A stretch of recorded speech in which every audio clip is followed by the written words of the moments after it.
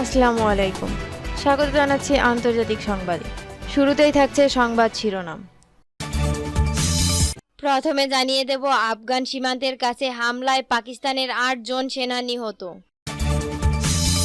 এরপর জানিয়ে দেব, এক্স বিক্রি করলেন ইলন মাস্ক। সর্বশেষ জানিয়ে দেব, ভারতের ইতিহাসের সবচেয়ে বড় প্রতিরক্ষা চুক্তি অনুমোদন। এতক্ষণ শুনছিলেন সংবাদ শিরোনাম, এবারে বিস্তারিত।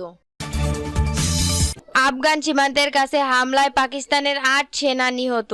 আফগানিস্তান সীমান্তে পৃথক হামলায় পাকিস্তানের কমপক্ষে ৮ জন সেনা নিহত হয়েছে। এই হামলায় একজন বেসামরিক লোকও প্রাণ হারায়। শনিবার একটি পুলিশ সূত্র এএফপিকে জানিয়েছেন, উত্তর পশ্চিম খাইবার পাখতুনখোয়া প্রদেশে সশস্ত্র জঙ্গিদের বিরুদ্ধে নিরাপত্তা অভিযানে ৭ জন সেনা নিহত হয়েছেন। একটি বাড়িতে লুকিয়ে থাকা জঙ্গিরা নিরাপত্তা বাহিনীর উপর গুলি চালায়। কয়েক ঘন্টা ধরে চলা এই লড়াইয়ে সেনাবাহিনীর যুদ্ধ হেলিকপ্টার মোতায়েন করেন। ৮ তালেবান যোদ্ধা নিহত হয় এবং আরো ৬ জন সৈন্য আহত হয়। পুলিশ কর্মকর্তা মহসিন আলী এএফপিকে জানিয়েছেন, অপর এক ঘটনায় বেলুচিস্তানের আরো দক্ষিণে বিচ্ছিন্নতাবাদীদের মোটর বাইকে রাখা বোমা বিস্ফোরণের জন্য একজন সৈন্য এবং একজন বেসামরিক লোক নিহত হয়। গত মাসে এই অঞ্চলটিতেই আলোচিত ট্রেন আক্রমণের দৃশ্য দেখা গিয়েছিল। জঙ্গিরা শত শত যাত্রীকে জিম্মি করে এবং কয়েক ডজন অফ ডিউটি সৈন্যকে হত্যা করে। পৃথক আরেক ঘটনায় গোয়াদর জেলার মধ্য দিয়ে একটি সামরিক গাড়ি যাওয়ার সময় বিস্ফোরণে ৩ সেনা এবং একজন বেসামরিক লোকও আহত হয়।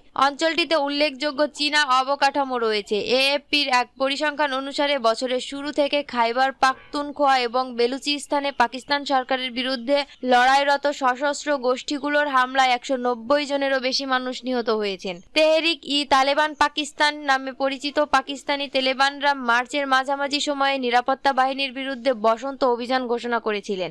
ইসলামাবাদ ভিত্তিক centre for research and security স্টাডিজের মতে, গত বছরটি পাকিস্তানে প্রায় এক দশকের মধ্যে সবচেয়ে মারাত্মক বছর ছিল, যেখানে হামলায় ১৬০০ জনেরও বেশি মানুষ নিহত হয়। এদের মধ্যে প্রায় অর্ধেকই নিরাপত্তা বাহিনীর সদস্য। যদিও পাকিস্তানে এই সহিংসতা মূলত আফগানিস্তানের সঙ্গে সীমান্তবর্তী অঞ্চলে সীমাবদ্ধ। এক্স বিক্রি করলেন ইলন মাস্ক। নিজের কৃত্রিম বুদ্ধিমত্তা কোম্পানির কাছে $৩৩ billion social media platform x বিক্রি করে দিয়েছেন মার্কিন ধনকুবের ইলন মাস্ক। স্থানীয় সময় শুক্রবার ২৮ মার্চ সন্ধ্যায় মাস্ক ঘোষণা করেন, তার কোম্পানি এক্স নিজের কৃত্রিম বুদ্ধিমত্তা কোম্পানি এক্স এআই এর কাছে বিক্রি করে দিয়েছেন। ২০২২ সালে ইলন মাস্ক $৪৪ বিলিয়ন দিয়ে টুইটার কিনে নেন। বর্তমানে এক্স এর ৬০০ মিলিয়ন অর্থাৎ ৬০ কোটি গ্রাহক রয়েছে। এক্স এআই এর মার্কেট ভ্যালু $৮০ বিলিয়ন। এক্স এর market value $৩৩ billion.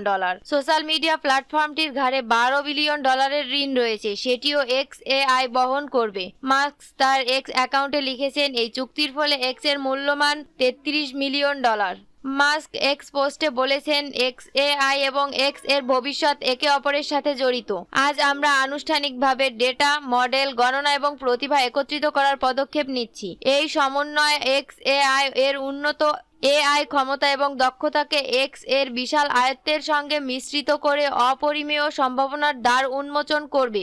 Mask x এ তাৎক্ষণিকভাবে কোনো পরিবর্তনের ঘোষণা দেননি, যদিও এক্স এআই এর গ্রুপ চ্যাটবট ইতিমধ্যেই সোশ্যাল মিডিয়া প্ল্যাটফর্মের সঙ্গে একীভূত করা হয়েছে। মাস্ক বলেন, সম্মিলিত প্ল্যাটফর্মটি আরও স্মার্ট এবং অর্থপূর্ণ অভিজ্ঞতা প্রদান করবে। সম্মিলিত এই কোম্পানির মূল্য দাঁড়াবে $৮০ বিলিয়ন।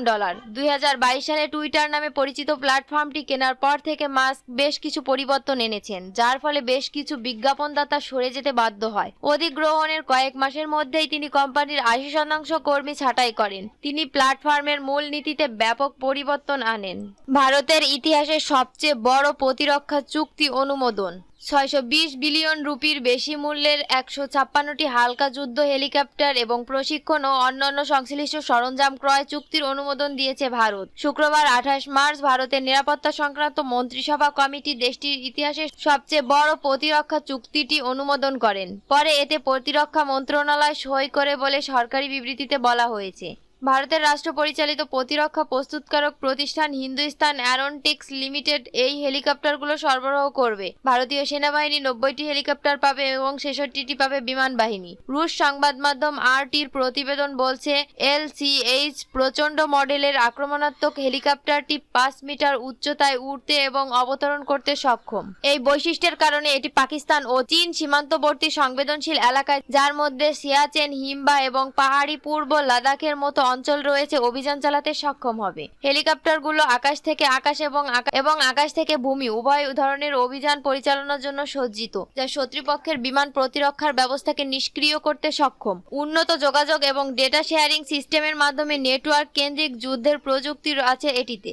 ভারতের প্রতিরক্ষা অধিগ্রহণ কাউন্সিল এই মাসের শুরুতে 540 বিলিয়ন রুপি এর বেশি মূল্যের অস্ত্র এবং সরঞ্জাম ক্রয়ের প্রাথমিক অনুমোদন দিয়েছে। প্রস্তাবিত অধিগ্রহণের মধ্যে রয়েছে ভারতীয় সেনাবাহিনীর রাশিয়ান নির্মিত T-90 যুদ্ধ ট্যাঙ্কের জন্য উন্নত ইঞ্জিন, নৌবাহিনীর জন্য অতিরিক্ত সাবমেরিন বিরোধী টর্পেডো এবং বিমান বাহিনীর জন্য বিমানবাহিত প্রাথমিক সতর্কতা ও নিয়ন্ত্রণ ব্যবস্থা। ভারতের নিরাপত্তা বিষয়ক মন্ত্রিসভা কমিটি সম্প্রতি 300টিরও বেশি দেশীয়ভাবে উন্নত 155 মিমি হাউইটজার বা অ্যাডভান্স টোয়েড আর্টিলারি গান সিস্টেম কেনার জন্য $823 মিলিয়ন একটি চুক্তি অনুমোদন দিয়েছে।